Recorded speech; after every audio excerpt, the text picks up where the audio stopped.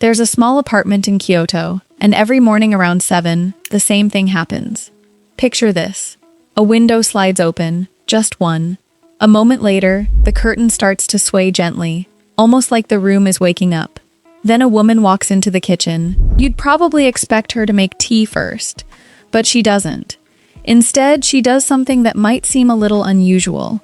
She wipes down a counter that already looks clean. The interesting part is that the counter already looks clean.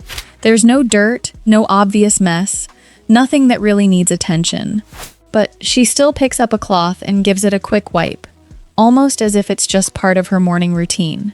The more I looked into Japanese homes, the more I started noticing the same thing. It wasn't about spending hours cleaning or doing some big weekend reset.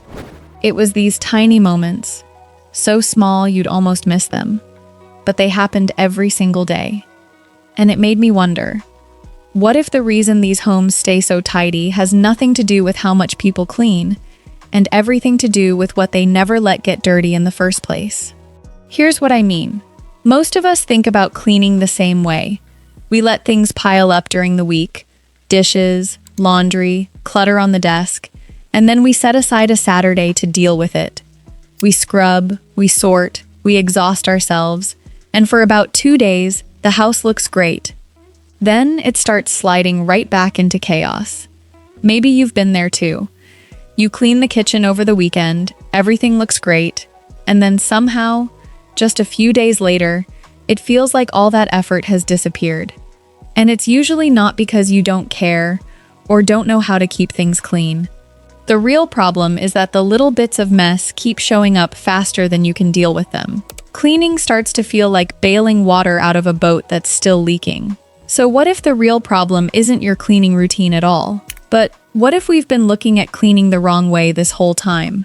What if it's not something you do after the mess appears, but something that quietly stops the mess from building up in the first place? And that's exactly what I want to share with you today. The more I learned about Japanese homes, the more I realized that staying tidy isn't really about working harder. It's the result of a handful of small daily habits. Habits so small you'd almost miss them, that quietly stop disorder before it starts. As I kept digging into this, I found 6 habits that completely changed the way I think about keeping a home tidy. Some are surprisingly simple. Some are about when you do things, not how long they take. One is centered around something as ordinary as water. Another made me rethink what respect really looks like inside a home. And the 5th one genuinely caught me by surprise because it has almost nothing to do with dirt. It's really about people. Then the last habit brings everything together, and that's when the whole picture finally starts to make sense. But before we get into the list, I think there's something important to understand first, because it reframes everything. One thing I kept coming across was this simple idea. It's always easier to stop a problem before it starts than to fix it later. And once I noticed it, I started seeing it everywhere in Japanese daily life. It sounds obvious when you say it out loud, but think about how rarely we actually live that way. We wait for the pipe to burst before we fix it. We're all guilty of it. A couple of dishes don't seem like a big deal, so we leave them for later. Then later turns into a whole pile.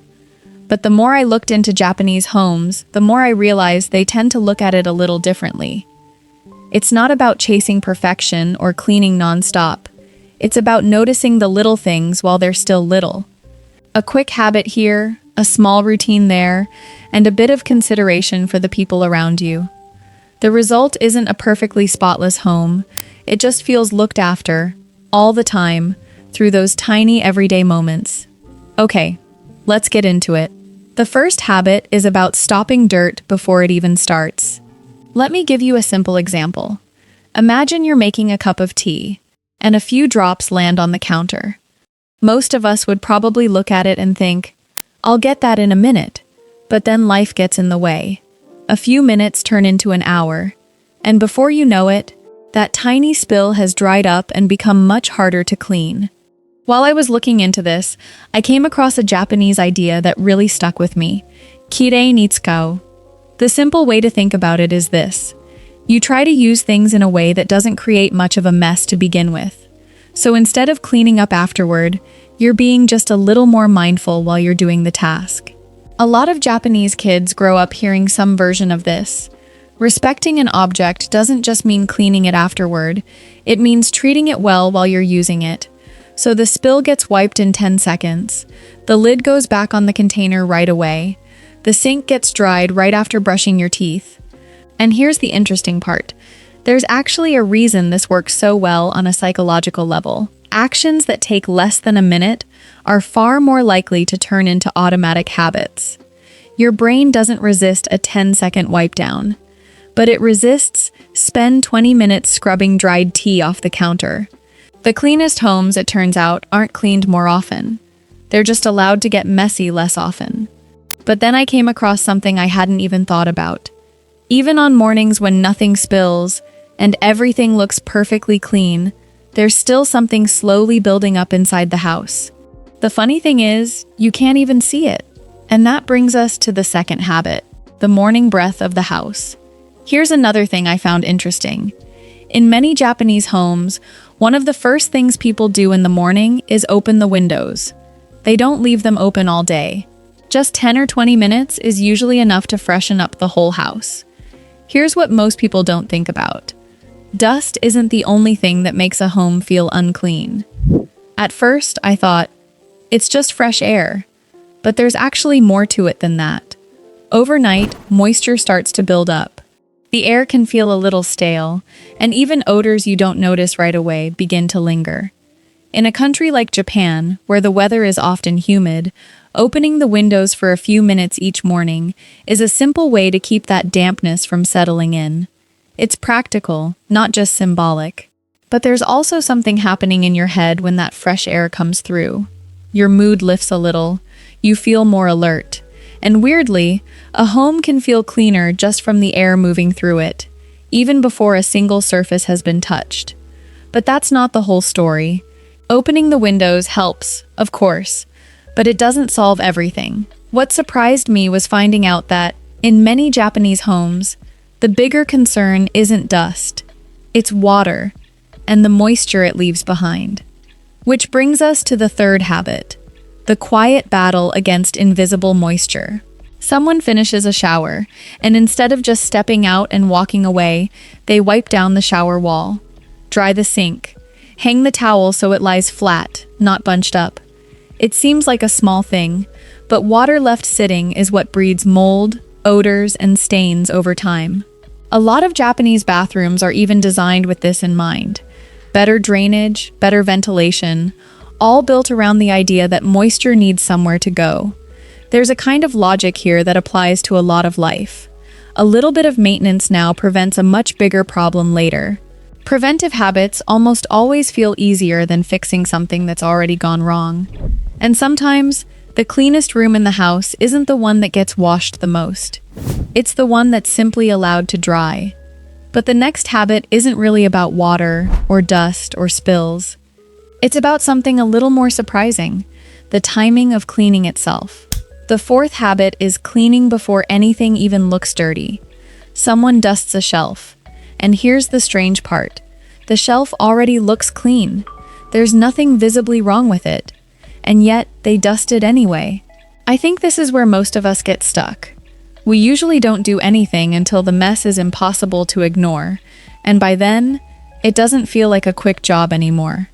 Before you know it, you're thinking, I'll do it later, because it suddenly feels like a much bigger job than it really is.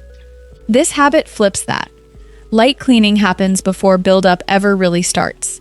Counters get wiped after meals, floors get a light sweep, daily, almost like a reflex. Dusting happens weekly, before there's even a layer to notice. And this actually solves something a lot of us struggle with: decision fatigue. When cleaning becomes this small, repeated, almost mindless motion, you're not standing there every weekend trying to talk yourself into a massive cleaning session. Dirt just never gets the chance to settle in the first place. But one habit on this list has almost nothing to do with dust at all. It's really about people. The fifth habit is cleaning as an act of respect. Let me give you another example. Someone finishes using the bathroom, and before they leave, they quickly wipe the sink. It's not because the sink looks dirty. They do it because they know someone else will probably use it after them. Think about your own home for a second. How many messes exist simply because everyone assumes someone else will deal with them? The dishes in the sink, the shoes by the door, the mess nobody claims. In Japan, there's a concept called omoiyari, a kind of consideration for others, a habit of thinking about the next person before you even meet them. And it shows up in something as small as wiping a sink you didn't even dirty that badly.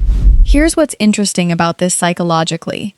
Respect creates consistency in a way that rules never really can. When cleaning becomes an act of kindness toward whoever comes next, instead of a chore you resent, something shifts. It stops being a burden you're avoiding and starts being something you're offering. And finally, the habit that quietly ties all of this together. The sixth habit is the reset. Dinner finishes, and instead of collapsing onto the couch right away, the table gets cleared. Within minutes, not hours. The kitchen goes back to how it looked before the meal even started. I think this is where the biggest difference shows up. A lot of us see cleaning as something we have to set aside time for. It's that job we keep saying we'll do later. But in many Japanese homes, cleaning isn't treated as a separate job at all. It's baked into the end of every single activity. Finish cooking, wipe the counters, finish eating, wash the dishes, finish working, clear the desk, finish reading, put the book back where it belongs. This is habit stacking, essentially, attaching a tiny cleanup to something you were already going to do anyway. And when you do that enough times, tidiness stops being something you have to remember. It just becomes part of how the day naturally closes. So here's something worth sitting with for a second. A clean home isn't built once a week, in one long, exhausting session. It's quietly rebuilt dozens of times a day, in moments most people wouldn't even notice. If you want to try this yourself, you don't need all 6 habits today. Just pick one moment. You don't have to change your whole routine overnight. Just try this one thing.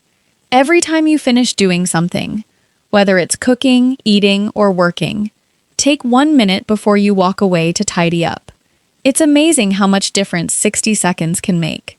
And honestly, this was probably my biggest takeaway. A home doesn't feel calm because everything is perfect. It feels calm because there aren't 100 little things silently asking for your attention. There's less waiting, less procrastinating, and fewer moments where you think, I'll get to that later.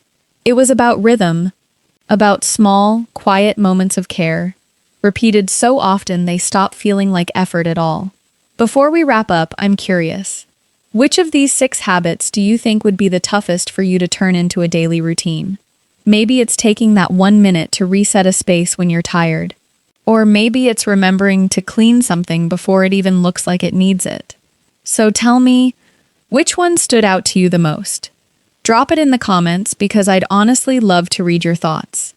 And if you enjoyed this conversation, stick around. We've got plenty more stories like this to explore together.